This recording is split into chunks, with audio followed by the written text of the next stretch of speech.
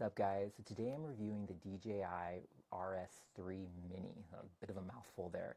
Now, this is going to be a little bit of a lengthy review, so before I get into it, I just want to say I highly recommend this gimbal, as long as obviously your camera fits within the weight specifications for it. If it does, definitely go out and get this, ditch your RS2, even your RS3, and definitely if you have one of the older Ronins, go for this. This thing is tiny, has great power, and works just like all its big brothers. So that being said, I just wanted to show you kind of my setup right here. I have a handle off of my RS2 and then a small rig grip right here, so that's where I mount my monitor to.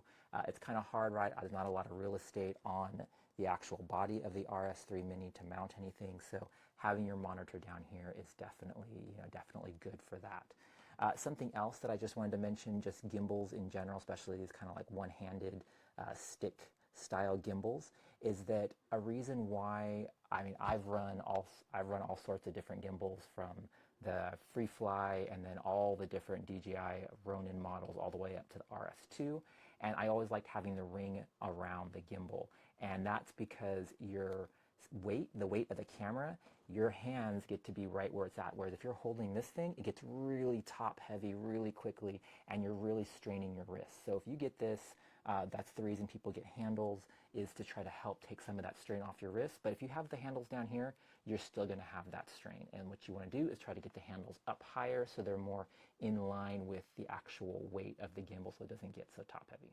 Anyway, all that to say, yes, this is kind of my setup. And right now I'm running the Sony FX3 on here.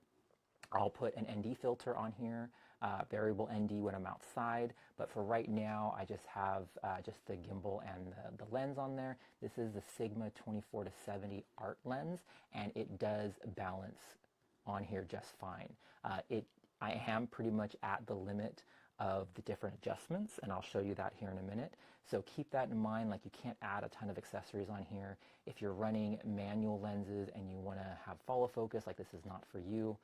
This works great. I don't have it on here, but it comes with a USB-C cable, which fits in a number of different brands of cameras, and depending on your brand of camera, at least with the Sony, you're able to control the focus from the gimbal down here using the little scroll wheel. So between controlling the focus from the thumb wheel and then the autofocus on the Sony lens or on the Sigma lens, like, I'm set, and that works awesome. Following, you're out there, doing any sort of walk-in talks, or you're doing any sort of just B-roll shots. Like, this thing is so cool because it's so tiny. It weighs less than the camera, which is huge when you're out there, carrying this thing around trying to get the shots, and it works just like its big brothers. Obviously with this camera on it, it's a little over 3 pounds. The weight limit on this is 4.5 pounds, 4.4 pounds or something like that.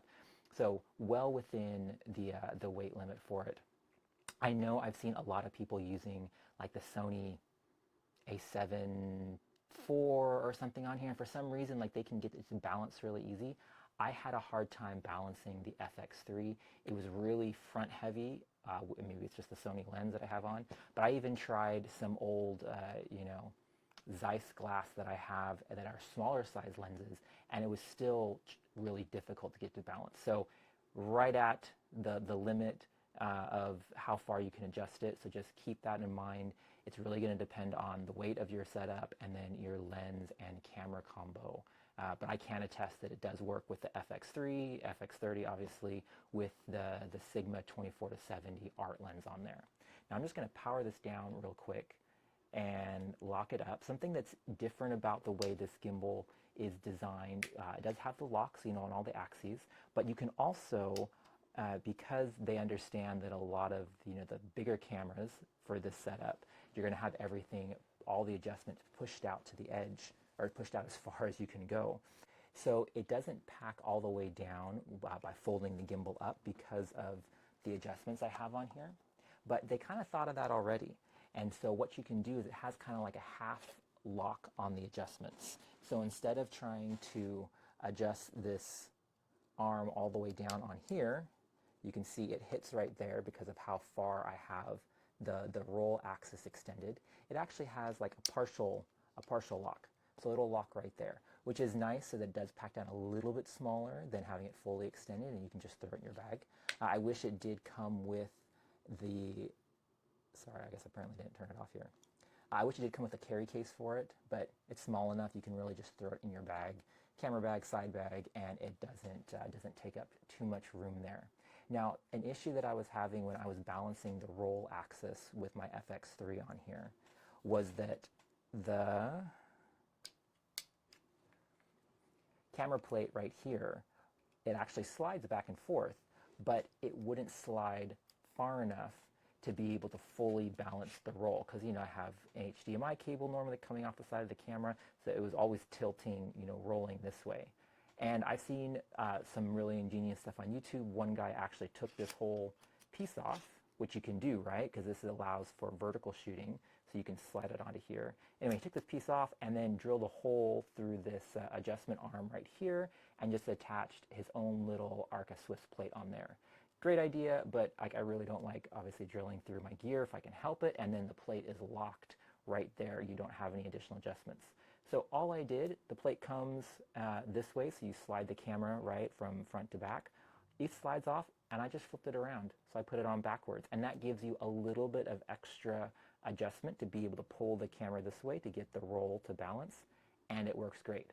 Now, just be aware that it does have a quick release on here, so that, right, it doesn't slide off, but when you have the plate flipped around, this plate can slide all the way off, all on its own. It doesn't have a safety or anything on there to catch it. So just be aware of that, but I always keep it locked down, so I've never had any issues with it. But it's just a nice, easy way of not, you know, hurting your gimbal at all, but still being able to get just a little bit of extra adjustment to get your FX3 to balance properly on the roll axis. So it has all the regular functions that like the RS2 has, or RS3 I'm assuming. You know, you can do time lapse, you can do panorama, you know, all those kind of things. I just use it for shooting B-roll, and it works awesome. You know, I have my user settings set up, so I have some slow follow settings, faster follow settings, all that kind of stuff. It's funny, my wife was actually the one that suggested I check out this gimbal. We travel a lot for work, and so we're always looking to, you know, slim down the gear that we're taking, trying to pack a more efficient, lighter weight stuff. And so we went from the Ronin MX to the RS2, and then, which is we've been rocking with kind of the Pro. The Pro version has the follow focus wheel and everything on it. But since we moved over to the Sony FX3, we have the autofocus lenses, which work awesome. And so she said, check this out. And I was hesitant to, because it's small, and I've tried other companies' smaller gimbals, and they were just never up to par with the Ronin's algorithms and stuff for stability. But this little guy right here, I mean, obviously it's Ronin as well. It's just a smaller version of it, a little bit more lightweight, and it rocks. So it keeps up with its bigger brother, no problem. So just make sure when you get this that your camera setup is going to fit within the weight limits. Try to stay away from really pushing the limits. I'm sure this thing can handle it, but if you want to get the best performance out of it, I definitely keep your setup under 4 pounds. And then it's just the adjustments for trying to make your camera fit. So yeah, if you have issues with the roll axis, definitely flip your camera plate around. And also make sure the RS2's Arca Swiss plates do fit on here, but especially with some of these bigger camera setups, another issue I was having is that it was getting top heavy. And I realized that the RS2 Arca Swiss plates are a little bit higher, or at least one of them is a little bit higher than the one that comes with this.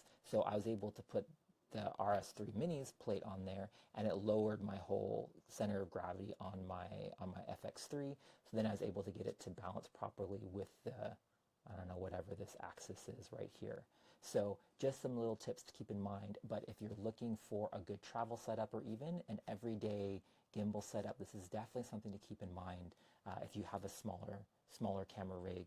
One thing is it doesn't have a detachable battery grip like the RS2 and the RS3, but as it is, I mean, it lasts for 8 to 10 hours, and I mean, for me, this will last multiple days of shooting because I don't run it constantly all day long. So to each his own, though.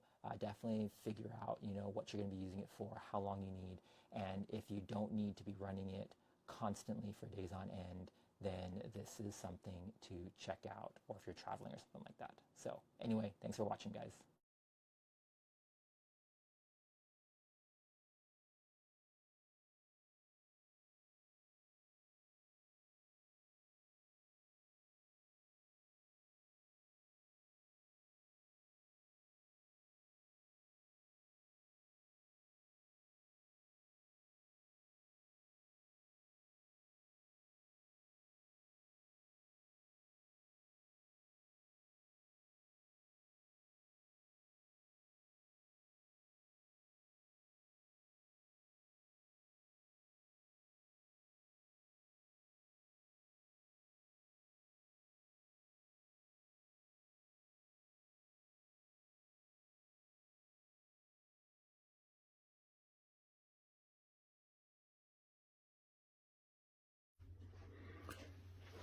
This is the DJI RS3 Mini.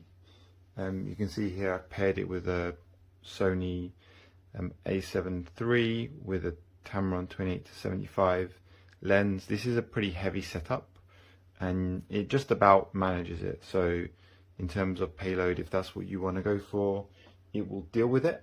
Couple of things to bear in mind. If you try to go to the side, it starts to freak out a little bit. Not too bad, but it does freak out. You need to go forwards and then to the side and it won't freak out. It's pretty small, so I'm going to disable it. It's pretty small, and on the menu settings you've got only a few options really.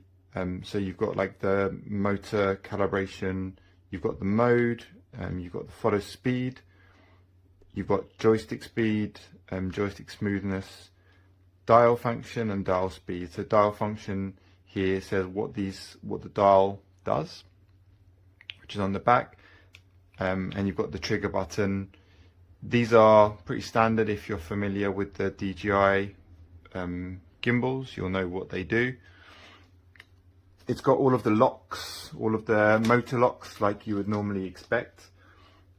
Couple of things, you can see it is pretty short, and the tripod that they give you is also shorter than the regular tripods that you get with the other gimbals. That means that when you're holding it, it's actually quite a lot of work. Like, they sell it as something that's much easier and lighter, but actually with a relatively heavy camera, it's more work on your wrists. And I guess this is just like physics, right? But if you've got a longer stick, you've got more leverage, and so you feel it less. But with this gimbal, you definitely feel it on your wrists. A couple of other things that are unique about this are the Bluetooth. So you can connect it via Bluetooth to your camera, and you need to turn on the Bluetooth settings in your camera to do that, and it will pair. To pair it, you just pull down and you go to the Bluetooth and you select Bluetooth pairing mode, turn it on your camera, and it will pair. The other thing that is worth knowing about that though is that if you try to if you want to do anything else, if you want to control the aperture, shutter speed, the focusing via the dial, you need the cable, but you can't have Bluetooth and the cable at the same time. It's one or the other, and if you put the cable in, then you need to turn Bluetooth off on your camera, otherwise the cable won't work. So that's a quirk. But with the camera you can control the focusing, so you can rack focus, which is pretty cool, or control things like ISO or shutter speed. You can also put this into vertical mode, which is the other unique thing about this gimbal, and you can see like the gimbal design is different to the other DJI gimbals. So you unlock this and you pull it off. There's a button there. Disconnect the camera. You're supposed to lock. Let me lock these because you're supposed to lock them to not damage the motors.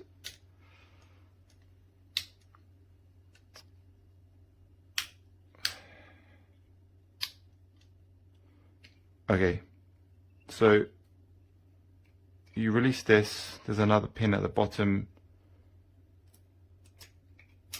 You release that. Now on here there's a red arrow, and on this there is a red arrow, and you go red arrow to red arrow. It's difficult without looking, and you slide it on and lock it into place. And it's that simple. You obviously now need to recalibrate the gimbal because it's the balance has changed, so you need to rebalance it, recalibrate the motors, do a balance check and all of that good stuff. But you can shoot perfectly well in portrait mode, which is cool. Generally, I really like it, but I would say that you should probably get a extension pole, because holding a heavy setup on a very short grip is very, very tiring on the wrists. So I'll be using it with my extension pole, which kind of undermines the mini part, but at least you can fold it up still and fit it into your bag a little bit more compact than you can if you've got a bigger gimbal.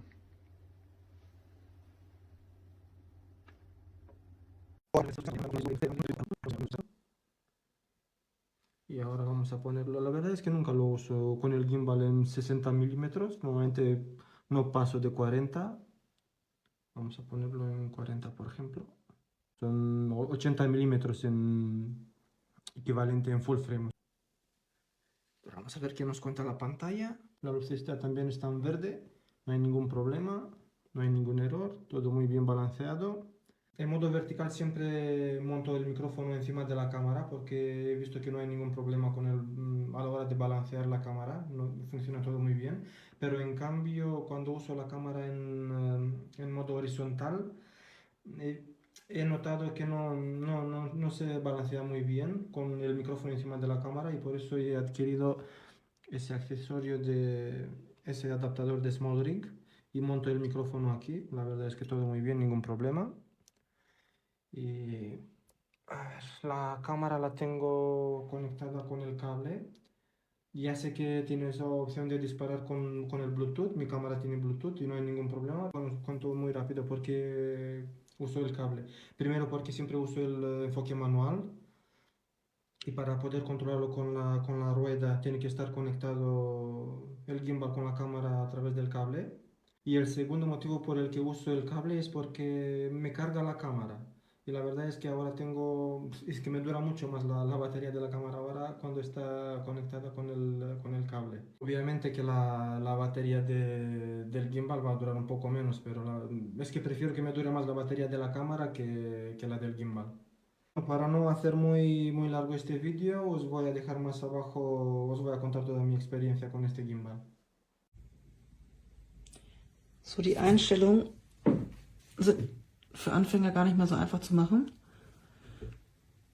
Hier gedrückt halten und das einmal öffnen, und schon kann man die Kamera auch mit dem Schuh nach vorne schieben. Ansonsten gibt es diese Achse, die man einstellt. Das müsste man dann einmal öffnen. Und hier unten kann man die Achse dann sperren bzw. in Benutzung öffnen. Ich habe jetzt ein relativ schweres Objektiv drauf, bin aber noch unter den 2 Kilo, die das Ganze wiegt, und bin hier schon ziemlich hart an der Grenze. Weitere Achse, die man einstellt, ist diese hier.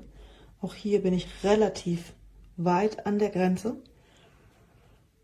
Die Achse lässt sich auch recht schwer mit der Kamera drin, finde ich persönlich, verschieben.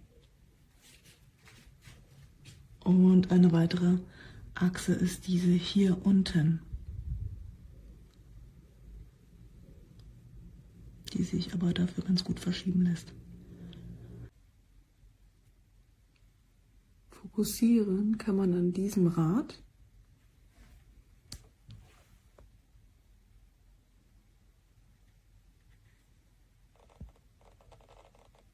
Man hört es auch leicht.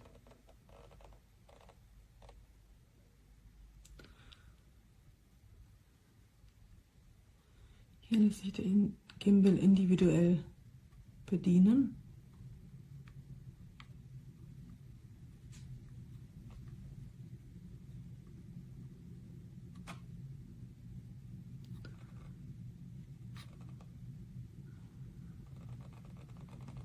Und wenn man wieder das gerade stellen möchte, dann hier einfach doppelt drauf. Und schon schwenkt sich die Kamera wieder geradeaus. Hier an der Seite, wenn man den Power-Button drückt, einmal, würde er in Standby gehen.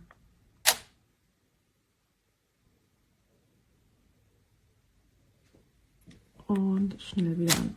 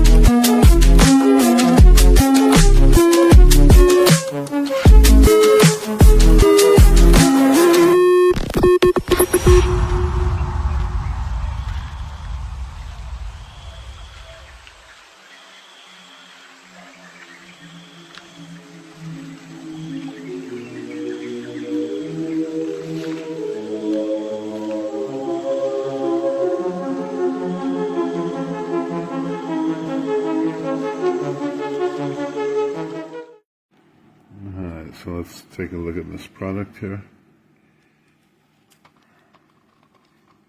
As you can see, it kind of has a life of its own. Here's the different modes. So here, pan, follow. This one is the only one that really works. It goes left to right. And again, we're looking at the RS Ronin 3 Mini. See, again, just on its own, it abruptly moves. this is really dangerous if you've got an expensive camera like I've got here. Okay, this is pan, tilt, and follow. And again, nothing, locks. You know, all of the axes were unlocked or are unlocked. It just stopped automatically. But we can't get any movement here. We can't get any lift on this axis. So the only thing you really get is from right to left, you know, or left to right, really.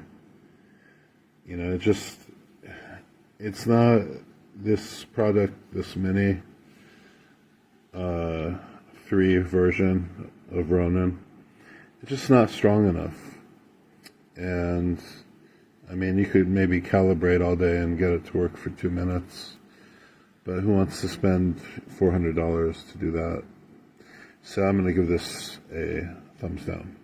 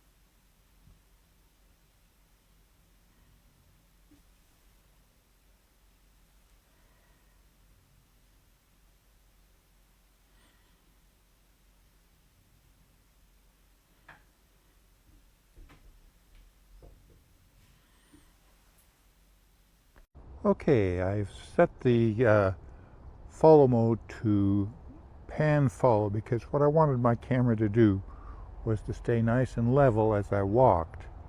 So let's try that. I'm going to walk, see how steady it stays.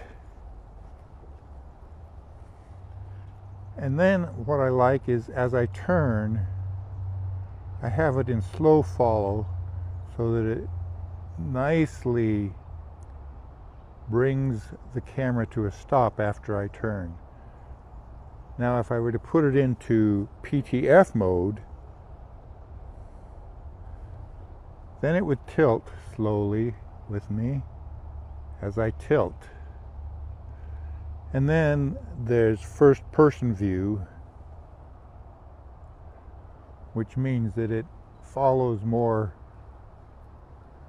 whatever I do.